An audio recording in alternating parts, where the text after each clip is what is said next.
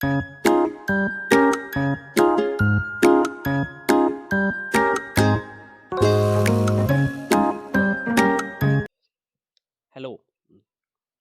Welcome to math solution. मैं दिवाकर स्वागत करता हूं आप सभी का आज के इस महत्वपूर्ण सेशन में।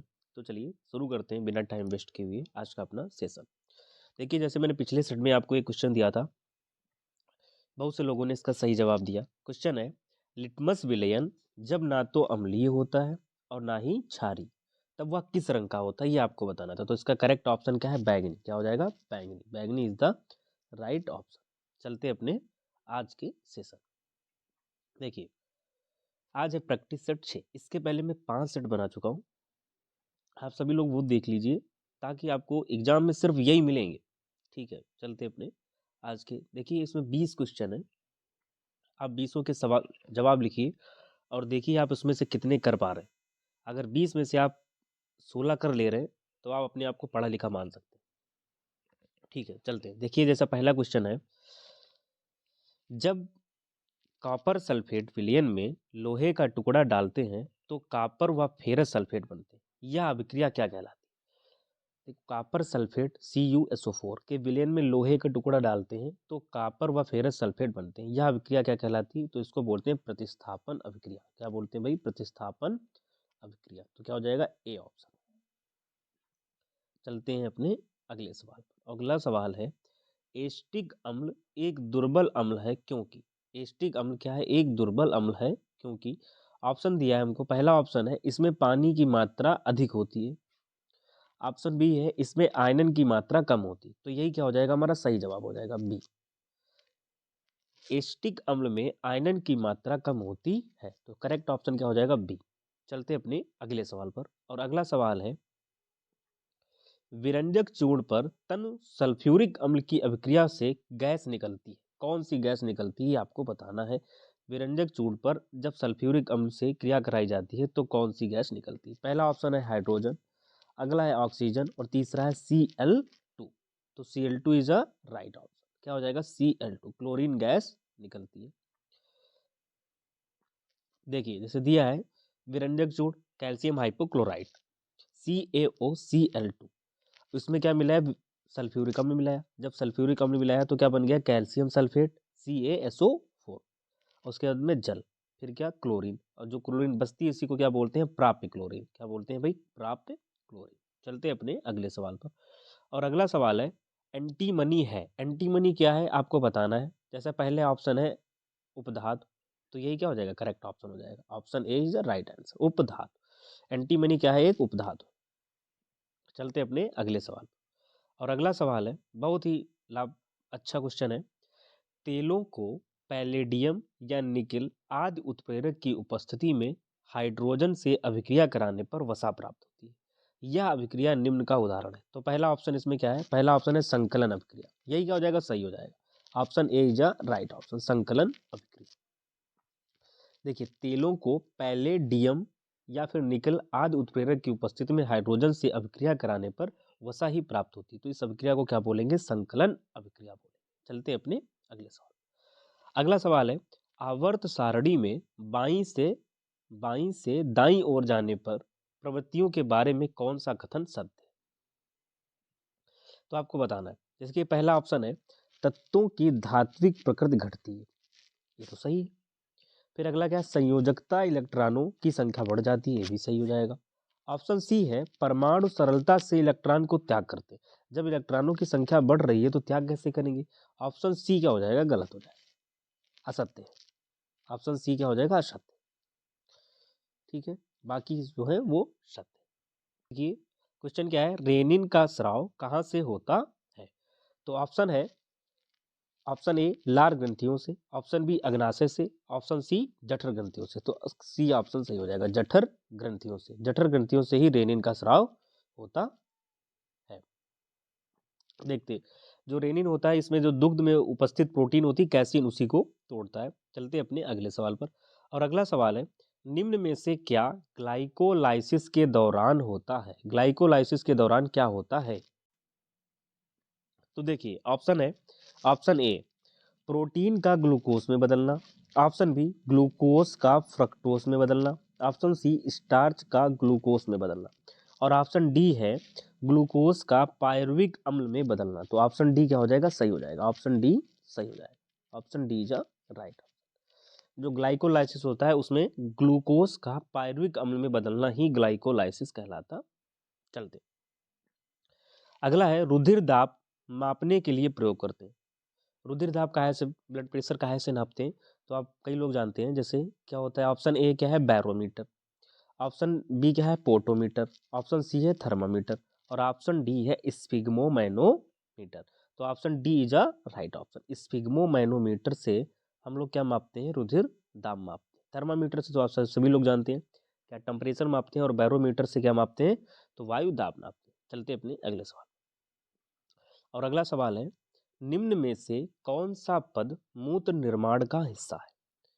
देखिए ऑप्शन ए है परानिस्यंदन, और ऑप्शन बी है वर्णात्मक पुनरावशोषण, ऑप्शन सी है वाहिकी श्रावण, और ऑप्शन डी है तो ये सभी। तो इसका ऑप्शन डी सही हो जाएगा। क्या हो जाएगा, ऑप्शन डी परानिस्यंदन, वर्णात्मक पुनरावशोषण, वाहिकी श्रावण, ये सभी इसके हिस्सा है। चलते अपने अगले सवाल। और अगला सवाल है इंसुलिन हार्मोन स्रावित करता है।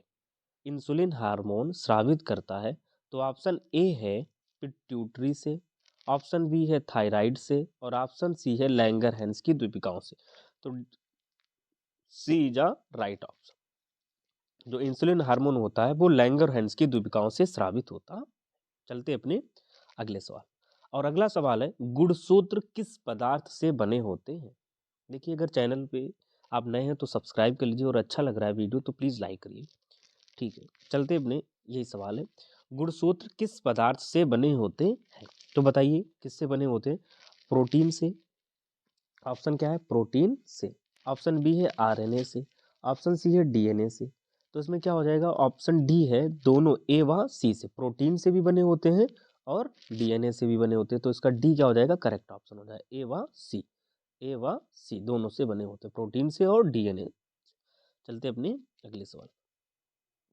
देखिए क्वेश्चन है 20 मीटर ऊंचाई के मनुष्य का पूर्ण प्रतिबिंब देखने के लिए दर्पण की आवश्यक न्यूनतम ऊंचाई का मान क्या होगा। अगर एक व्यक्ति 20 मीटर ऊंचाई का है तो उसका पूर्ण प्रतिबिंब देखने के लिए दर्पण की आवश्यक न्यूनतम ऊंचाई का मान बताना है। देखिए जो दर्पण होता है वो जितनी भी ऊंचाई का प्रतिबिंब आपको देखना है तो उसका आधा होता है।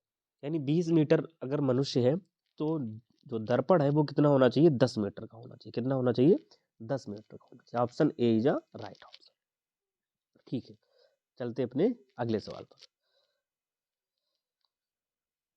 एक उत्तल दर्पण की फोकस दूरी 12 सेंटीमीटर है, तो दर्पण के उत्तल पृष्ठ की त्रिज्या, क्या पूछा, त्रिज्या क्या होगी। तो आप सभी लोग जानते हैं कि फोकस दूरी और वक्रता त्रिज्या में क्या संबंध होता है, तो एफ बराबर आर बटे 2 होता है। एफ बराबर आर बटे 2 होता है। जब एफ हमको दिया है कितना 12 सेंटीमीटर, और एफ बराबर कितना आर बटे 2, तो आर बराबर में हो जाएगा। देखिए मैंने इसको नीचे लगाया है, देखते हैं। हाँ देखिए फोकस दूरी एफ बराबर कितना है 12 सेंटीमीटर है, त्रिज्या हमको निकालनी है। त्रिज्या को कहाँ से लिखते हैं, आर से लिखते हैं। इनमें रिलेशन क्या होता है, एफ बराबर आर बटे 2। तो आर बराबर क्या हो जाएगा, आर बराबर 2f हो जाएगा।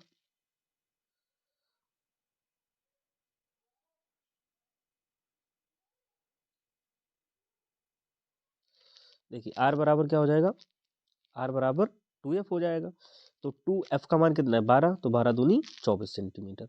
तो इसका करेक्ट ऑप्शन क्या हो जाएगा, 24 सेंटीमीटर। देखते हैं कौन सा ऑप्शन सही है, तो option D is a right answer. Option D is a right answer, 24 centimetre. ठीक है, चलते अपने अगले सवाल।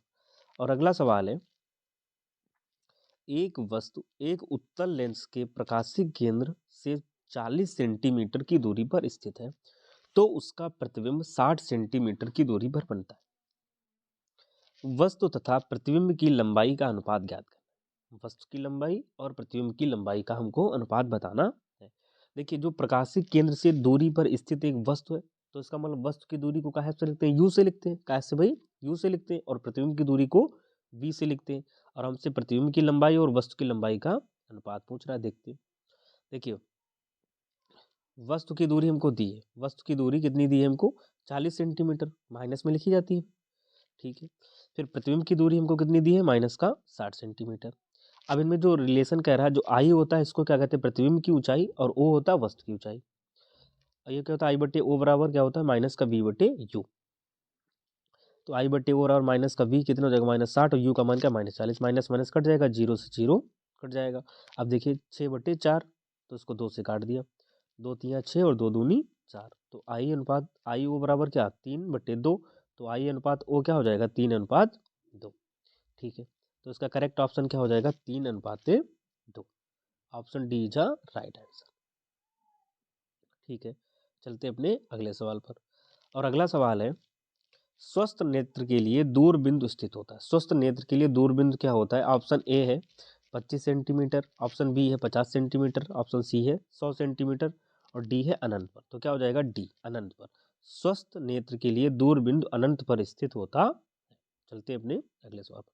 किसी चालक तार में विद्युत धारा का प्रवाह होता है, किसी चालक तार में विद्युत धारा का प्रवाह होता है, तो ऑप्शन क्या है, ऑप्शन ए है मुक्त इलेक्ट्रॉनों द्वारा। तो यही क्या हो जाएगा सही ऑप्शन है, मुक्त इलेक्ट्रॉनों द्वारा चालक तार में विद्युत धारा का प्रवाह होता है। चलते अपने अगले सवाल पर। अगला सवाल है दो विद्युत बल्बों की शक्तियां, एक 100 वाट तथा 200 वाट। दो विद्युत बल्ब हैं जिनकी शक्ति एक की क्या है 100 वाट, दूसरे की 200 वाट। दोनों ही 220 वोल्ट के मेंस से जोड़े गए हैं। इनके तंतुओं के प्रतिरोधों का अनुपात क्या होगा। आर का अनुपात पूछ रहा है, R1 अनुपात R2, ठीक है। देखते हैं कैसे। देखो हमको P1 दिया है, P1 बोले तो शक्ति, यानी जो पहली बल्ब की शक्ति है वो किसको P1 से लिख दिया, तो क्या हो जाएगा 100 वाट। P2 बोले तो दूसरे बल्ब की जो शक्ति है वो क्या 200 वाट, ठीक है। अब एक सूत्र होता है क्या P बराबर V² बटे R। P को शक्ति बोलते हैं, R को प्रतिरोध बोलते हैं, V तो आप जानते ही हैं, ठीक है। अब देखिए ये P है तो R को हमने इधर साइड में ले लिया, तो R बराबर क्या हो जाएगा V²/R, V²/P क्या हो जाएगा V²/P, P साइड में आ गया। अब देखिए हमको R1 और R2 का हमको अनुपात देना, दोनों प्रतिरोधों का अनुपात, तो हमने कर लिया क्या R1/R2, तो R1/R2 करेंगे तो क्या V²/P 1 और बटे में क्या V²/P2। अब जो V²/P2 है ये जब ऊपर जाएगा तो क्या हो जाएगा P2/V² हो जाएगा, P2/V²। अब V² से V² काट दिया, इधर क्या बचा P2/P1। अब P2 का मान P2 बोले तो जो दूसरी बल्ब की शक्ति थी, दूसरी बल्ब की शक्ति कितनी 200 और पहले की कितनी 100, तो 2 0 0 काट दिए, तो R1:R2 क्या हो जाएगा 2:1। तो उसका करेक्ट ऑप्शन क्या हो जाएगा 2:1, 2:1। तो option B is a right answer, 2:1। चलते अपने अगले सवाल पर, और अगला सवाल है ओजोन परत पतली या नष्ट हुई है किसमें। ओजोन परत पतली या नष्ट हुई कहाँ, तो ऑप्शन ए है ऑस्ट्रेलिया में, ऑप्शन बी यूरोप में, ऑप्शन सी अंटार्कटिका में। तो कहाँ हुई है अंटार्कटिका में ओजोन परत पतली या नष्ट हुई, किसके कारण, तो क्लोरोफ्लोरोकार्बन के कारण, ठीक है। निम्न में से कौन डीएनए फिंगरप्रिंटिंग का उपयोग नहीं है, ठीक है। ये आपको बताना है कि फिंगरप्रिंटिंग का उपयोग नहीं है जिसमें, देखिए ऑप्शन है ए पैतृत्व परीक्षण में सहायता, ये तो सही है। प्रदूषण के नियंत्रण में सहायता, ये क्या हो जाएगा गलत हो जाएगा। भाई डीएनए फिंगरप्रिंटिंग की जो सहायता है वो प्रदूषण के नियंत्रण में नहीं ली जाती है। और आज के लिए आपके होमवर्क है कि ऑप्शन आपको बताना है, ये आपके लिए है कि तारे टिमटिमाते प्रतीत होते हैं, ये आपको हमको कमेंट बॉक्स में बताना है। अगर सेशन अच्छा लगा हो तो लाइक करिए, अगर चैनल पर नए हो तो सब्सक्राइब कर लीजिए। Thank you.